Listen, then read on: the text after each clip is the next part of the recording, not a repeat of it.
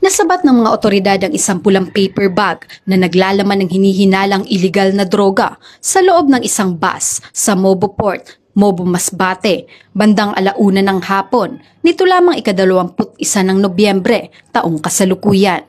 Sa isinagawang inspeksyon gamit ang Narcotics Detention Dog ng pinagsamang puwersa ng Masbate Police Provincial Office, PDEA Masbate Provincial Office, Mobo MPS, Masbate Provincial Explosive Ordnance and K9 Unit, Philippine Coast Guard Substation Mobo, Masbate 1st PMFC at 502nd MC RMFB5 sa mga pasahero ng Pantalan sa Mobo Port.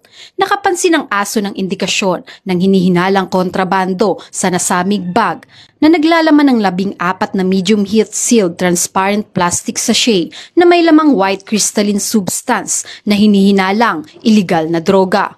Tinatayang tumitimbang ito ng 75 gramo na may kabuuang halaga ng 510,000 pesos. Ang nakumpiskang mga ebidensya ay nasa pangangalaga ng Mobo MPS at isusumite sa Masbate Provincial Forensic Unit para sa masusing pagsusuri sa laboratory. Ang ating mga kapulisan ay patuloy po ang aming paghihigpit laban kontra illegal na droga upang masiguro po ang kaligtasan ng publiko. At ang operasyon na ito ay isang patunay ng aming walang humpay na kampanya laban sa illegal na droga. Mula dito sa Legazpi City, Albay, ako ang inyong PNN correspondent, Patrolwoman Carmela Bianca Panganiban, alagad ng batas, tagataguyod ng Balitang Pulis.